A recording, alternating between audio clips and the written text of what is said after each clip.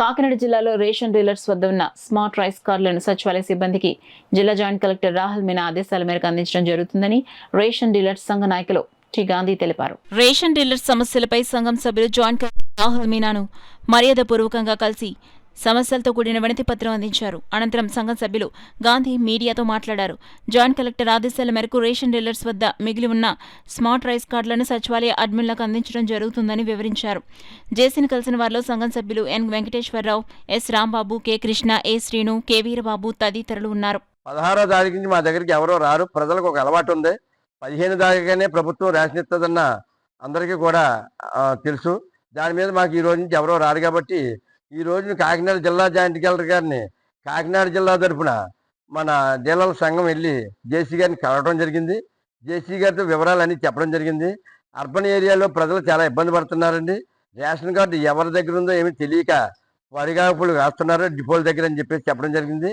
అయితే వెంటనే నేను ఇక్కడి నుంచి 17వ తారీఖు నుంచి కానీ 16వ తారీఖు నుంచి కానీ మీరు సచివాలయం సిబ్బందికి మీరు పూర్తి స్థాయిలో రేషన్ కార్డులు అన్ని కార్డు నెంబర్ నోట్ చేసుకుని చాలా జాగ్రత్తగా పకడ్బందీగా వాళ్ళ చేత కాగితం రాయించుకుని హ్యాండ్ ఓవర్ చేయమన్నారు. ఏ కార్డు పోయినా డీలర్కే సంబంధం అని చెప్పేసి మాకు కూడా హెచ్చరిక జారీ చేశారు. అంచేత రేపు నుంచి వెంటనే ఈసీలో పెట్టి ఇది రేపు నుంచే మీకు అమలు చేస్తానని చెప్పేసి జేసీ గారు మాకు హామీ ఇవ్వడం జరిగింది. ఆయన చేత జిల్లాలో ఉన్నటువంటి రేషన్ డీలర్లందరూ కూడా రేపు నుంచి ఎవరైతే సిబ్బంది మీ దగ్గరికి వచ్చారో పూర్తి స్థాయిలో మీరు రికార్డెడ్గా తీసుకుని ఖచ్చితమైనటువంటి కార్డు నెంబర్లు వేసుకుని మీరు జెరాక్స్ తీసుకుని వాళ్ళకు జెరాక్స్ ఇచ్చి పంపిణీ చేసిన ఏదైనా మిగిలిపోయిన ఉన్నట్టయితే డోర్ డెలివరీ ఇవ్వాల్సినవి ఉన్నాయని ఉంటే డోర్ డెలివరీ అప్పుడు ఇద్దాం. అప్పుడు దాకా కూడా మనం ఎవరు ఇది పంపిణీ విధానంలో మనం పాల్గొన అక్కర్లేదు. సచివాలయం సిబ్బంది పాల్గొంటారు.